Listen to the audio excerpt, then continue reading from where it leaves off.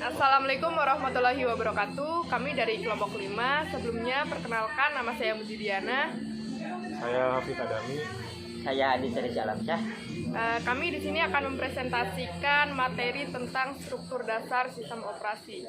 Untuk materi yang pertama akan dijelaskan oleh Saudara Hafid. Konsep dasar sistem operasi. Yang pertama, komponen sistem operasi. Yang kedua, layanan sistem operasi. Yang ketiga, sistem calls. Keempat, pemrograman sistem.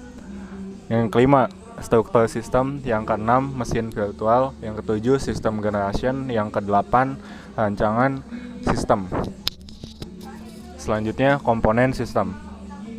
Dalam komponen sistem ada manajemen proses, manajemen memori utama, manajemen berkas, manajemen input-output, manajemen penyimpanan sekunder, jaringan, sistem proteksi, dan command interpreter system.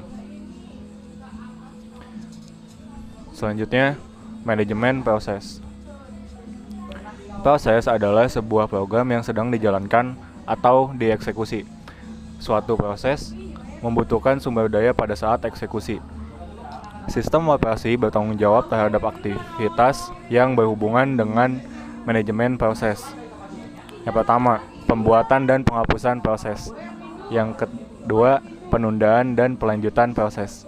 Yang ketiga, penyedia mekanisme untuk sinkronisasi antar proses. Yang kedua, komunikasi antar proses. Yang ketiga, penanganan deadlock. Selanjutnya, manajemen memori utama. Bagian 1. Memori sebagai tempat penyimpanan instruksi atau data dari program. Fungsinya penyimpanan yang cepat sehingga dapat mengimbangi kecepatan eksekusi instruksi CPU. Terdiri dari array word atau bytes yang besar. Ketiga, alamat digunakan untuk mengakses data.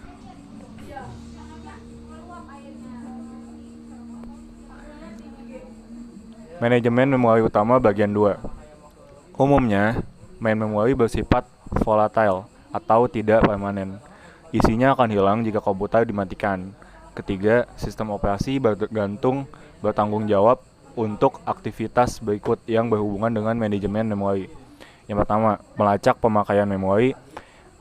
Contohnya siapa dan sebesar apa. Yang kedua, memilih program mana yang akan di-load ke memori ketika bisa digunakan. Yang ketiga, alokasi dan deslokasi memori sistem. Selanjutnya, manajemen file. Berkas adalah kumpulan informasi yang berhubungan atau sesuai dengan tujuan pembuatan berkas tersebut. Biasanya, berkas merepresentasikan program dan data. Sistem operasi bertanggung jawab untuk aktivitas berikut yang berhubungan dengan manajemen berkas. Yang pertama, pembuatan dan penghapusan berkas. Yang kedua, pembuatan dan penghapusan direktori. Yang ketiga, mendukung primitif untuk memanipulasi berkas dan direktori.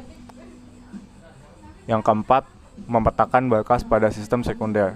Yang kelima, backup berkas pada media penyimpanan yang stabil atau non-volatile.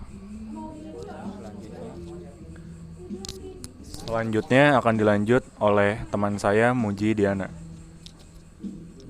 Oke, saya di sini akan menjelaskan tentang manajemen sistem input-output. Jadi, sistem input-output terdiri dari sistem buffer, yaitu menampung sementara data dari peranti input-output. Kemudian ada spooling, melakukan penjadwalan pemakaian input-output sistem supaya lebih efisien, antrian, dan sebagainya. Kemudian ada antarmuka device driver yang umum, yang menyediakan device driver yang umum sehingga sistem operasi dapat seragam, buka, baca, tulis, dan tutup. Drivers untuk spesifik perangkat keras, menyediakan drivers untuk melakukan operasi rinci, detail untuk perangkat keras. Kemudian ada manajemen penyimpanan sekunder.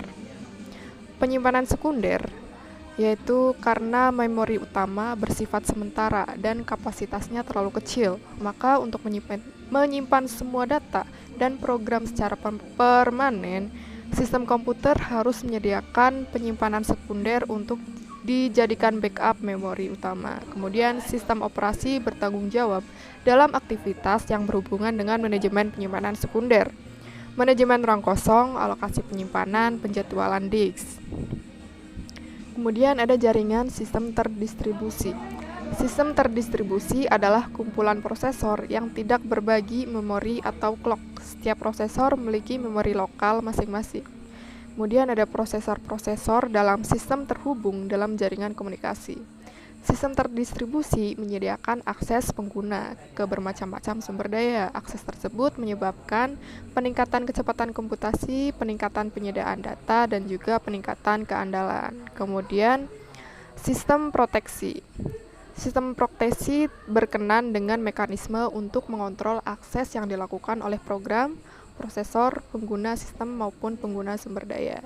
Kemudian mekanisme proteksi harus membedakan antara penggunaan yang sah dan yang tidak sah. Spesifikasi kontrol untuk diterima menyediakan alat untuk pemberlakuan. Command Interpreter System. Sistem operasi menunggu instruksi dari pengguna atau command driven. Kemudian program yang membaca instruksi dan mengartikan control statement atau keinginan pengguna. Umumnya itu disebut dengan control card interpreter, command line interpreter, kemudian Unix shell. Kemudian di sini command interpreter system.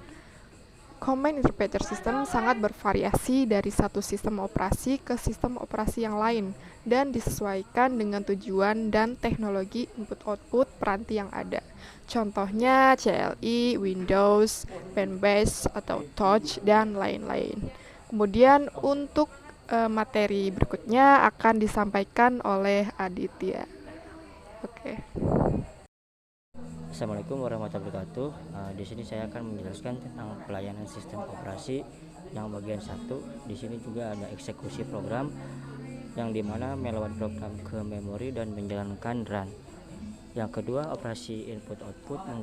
Pengguna tidak bisa mengkontrol input-output secara langsung untuk efisiensi dan keamanan. Sistem harus bisa menyediakan mekanisme untuk melakukan operasi input-output. Yang ketiga, ada manipulasi sistem berkas, membaca, menulis, membuat, dan menghapus file. Terus yang pelayanan sistem operasi bagian 2, yang dimana di sini komunikasi pertukaran informasi dapat dilaksanakan melalui share memory atau message passing. Yang kedua, deteksi error. Mempertahankan kestabilan dengan mendeteksi error pada CPU, perangkat keras, memori input-output, program pengguna, dan jika bisa memperbaikinya. Materi selanjutnya ada pelayanan tambahan. Yang pertama, lebih diarahkan kepada upaya untuk menjaga efisiensi sistem, bukan untuk membantu pengguna. Yang kedua, alokasi sumber daya. Mengalokasikan sumber daya kepada beberapa pengguna atau tugas yang dijalankan pada saat yang bersamaan. Yang ketiga, accounting. Menentukan berapa banyak dan berapa lama user menggunakan sumber daya sistem. Yang ketiga, proteksi. Menjaga semua akses sumber daya sistem yang terkontrol. Terus yang selanjutnya ada sistem call bagian 1. Sistem call menyediakan antarmuka antara proses program yang dijalankan dan sistem operasi. Yang kedua, biasanya tersedia sebagai instruksi bahasa rakitan. Terus beberapa sistem mengizinkan sistem call dibuat langsung dari bahasa pemrograman. Sistem call bagian 2. Beberapa bahasa pemrograman tingkat tinggi, contoh C++ telah didefinisikan untuk menggantikan bahasa rakitan untuk sistem pemrograman. Selanjutnya ada sistem call bagian 3. 3 metode umum yang digunakan dalam memberikan parameter kepada sistem operasi. Yang pertama, melalui register, menyimpan parameter dalam blok atau tabel pada memori dan alamat blok tersebut, memberikan sebagai parameter dalam register. Yang ketiga, menyimpan parameter push ke dalam stack oleh program dan melakukan pop-up pada stack oleh sistem operasi. Dan selanjutnya ini ada contoh parameter dalam tabel. Selanjutnya ada jenis sistem call. Yang pertama pengendalian proses, yang kedua manajemen berkas, yang ketiga manajemen peranti, yang keempat mempertahankan informasi, terus yang kelima komunikasi. Sekian, terima kasih presentasi kelompok dari kami. Kurang lebihnya mohon maaf. Wassalamualaikum warahmatullahi wabarakatuh.